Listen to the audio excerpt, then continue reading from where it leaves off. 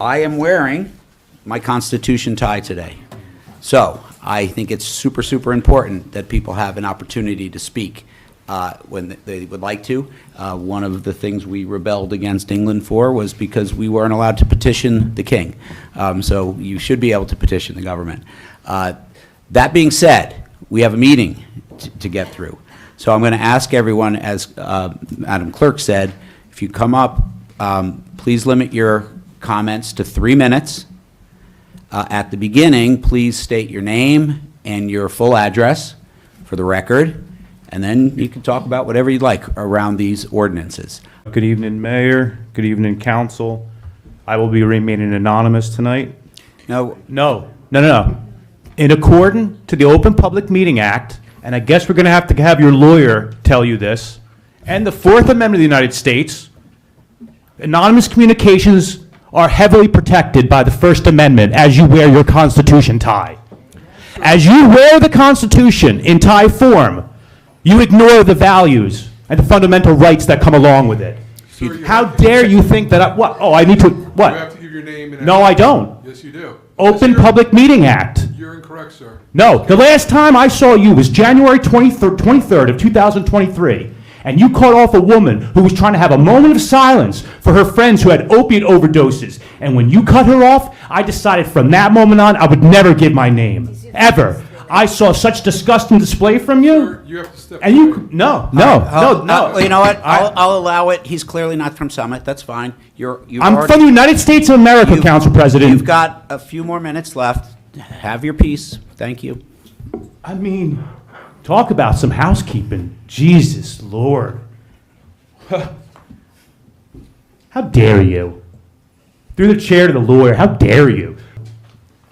Anyone from the public can come here and make comments, You're making one. and they don't have to give their name. That is protected by the First Amendment and the Fourth Amendment and the Open Public Meeting Act. Mr. Lawyer, I've been to council meetings all across this state, and I stopped giving my name and address because of what you did to that lady.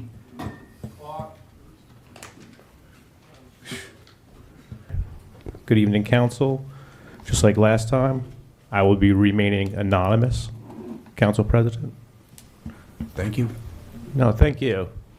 And I appreciate that you didn't ask the members of the public to give their address, surrender their Fourth Amendment, to exercise their first.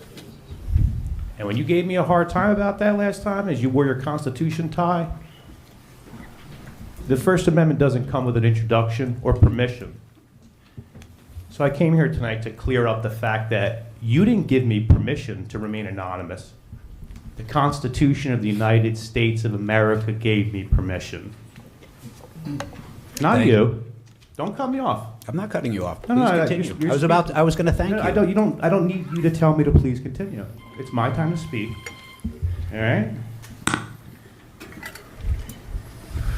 And this guy over here, through the chair of the lawyer, this guy needs to be fired. He needs to be fired. He told me I got to step away from the podium.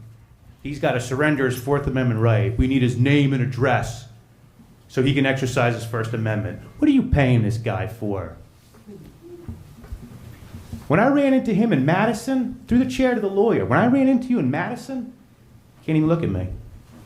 On January 23rd, 2023, when a woman who needed a moment of silence for her friends who died of opiate overdoses in town, and you cut her off on her moment of silence, demanding her name. Since then, I have never given my name and address at a public meeting, ever. Because of you, you sent me on that trajectory. You should fire him. Unreal.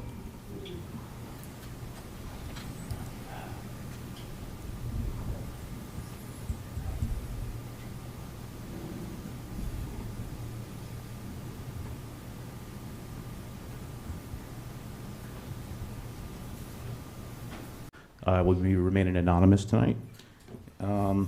Just want to mention a couple things. Originally, when this ordinance was introduced and had its first hearing, that's what compelled me to come out and share my opinions on it. That was when, before it was opened up for the for the hearing, we had done away with the sleeping aspect of it. If you guys remember, when I came up and spoke, that's why I said, oh, I was very happy to hear that. Had napping or sleeping, if it was never originally in the ordinance, I personally would have never been here. What I was in fear was the unintended consequences for arresting someone who needs arrest. I don't know the closed door conversations or the personal conversations that were had amongst all of you, but I would imagine Councilwoman Michelle maybe shared some of the unintended consequences to an ordinance with such improper language. I'm glad you guys have taken the necessary steps to fine tune it and get it a little bit more in compliance with the law.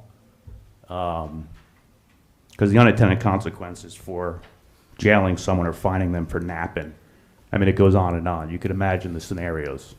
And we don't want to put we don't want to put police in a situation where that's okay, you know?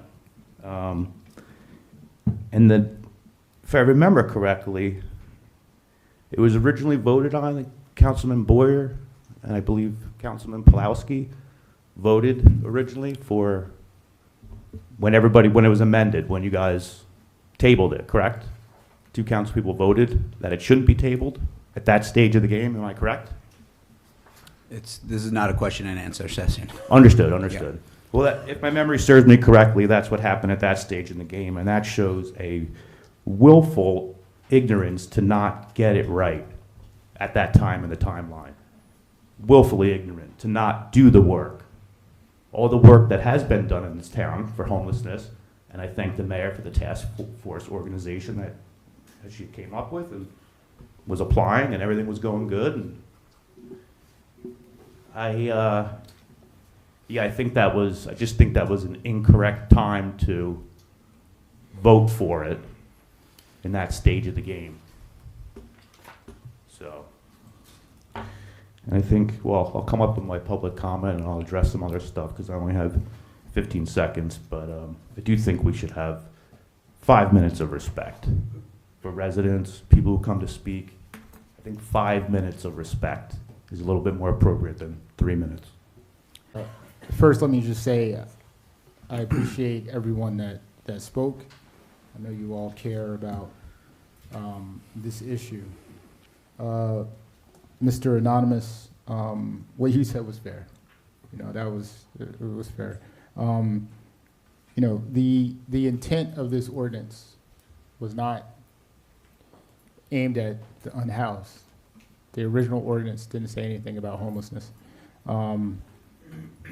It was about not allowing people to take over public property, and some of those individuals had places to stay, right? So there's a balance here, right? I know we've been saying consistently over and over again, I've been hearing about the unhoused, but we also got to remember the public, right? There's people that live in this town that enjoy walking, you know, and waiting for the bus and doing things in this town. Good evening, Mayor. Good evening, Council. I will be remaining anonymous again. Excuse me. I come here to speak to you not only in my personal capacity, but also the head of an organization called the Neutralization of Council Meeting Conduct. That's NCMC, of NJ for short. Part of what I was doing here, this is my 3rd council meeting, and my purpose is to create an evaluation that will be then sent to New Jersey through the proper channels on council meeting conduct. I've been to many meetings across the state, and the first thing I want to mention is when I came here originally to speak, and the borough attorney, through the chair of the borough attorney, he not only did he attempt to restrict, silence, suppress, he told me I have to get away from the podium for speaking because I was remaining anonymous, my 4th Amendment right. Thank God we have a competent council president who understood that that was a violation of people's rights. So even though I come here and and I'm critical to what people do, it shouldn't be hard to hear. As you said earlier, Council President, criticism is hard to hear. It shouldn't. If people stand firm in their beliefs, they should welcome all types of, confronting different opinions and stuff like that. So I'm still conducting this evaluation, so there's still some points that can be added or reduced to the final evaluation. I'm not going to be able to get to everybody because unfortunately it's only 3 minutes. That's why I say we should respect the public and at least respect them for 5 minutes. But I will try to touch on as many things as possible. Council President, you get an A for knowing how to conduct a meeting. I've been to meetings all across the state. The way you conduct a meeting is excellent. It's absolutely excellent. When people speak out of turn, you do a de-escalation tactic. You don't see it often. You say, if people interrupt, we're going to take a 10-minute break, come back, interrupt, we're going to do it again. We can do it all night. That is a de-escalation tactic. It's probably because of your, I believe you're also an elementary school teacher? High school. High school, okay, same thing. These meetings can get like an elementary classroom or a high school classroom, I'm sure, all day. So I thank Council President for the job you do. These residents should feel proud to have you representing their community. And the people of Summit, they get an A. I do believe the people here are very compassionate and caring about their neighbors. I don't like the distinction that's made when we try to separate out-of-towners from people who live in Summit. Even Councilman Boyer, as you stated before, and you said it was fair what I was saying, you then started shifting into this, people who don't live in Summit. A lot of people who don't live in Summit were at these meetings because of this. And I only have 2 seconds left, that's not enough time. The mayor, she gets an A as well. For when I asked about the library and people looking at porn on the library, you said First Amendment. And you are correct, that was the only right answer, and you gave it, so thank you. Thank you very much for your comments. An A. That's pretty good. I've never gotten an A in my life. All right, I'll just wrap up a couple of things. One, there has been over the last month a bunch of comments around, Bill of Rights and not giving your name, et cetera. Look, I'm all for all that. The reason we do this, the reason I ask people to do it, because it gives your comments some context that people up here can understand. Where are you from? Do you live in Summit? That changes how I'm going to think about your comments. Are you a neighbor? Do you understand the town? Or are you from outside the town?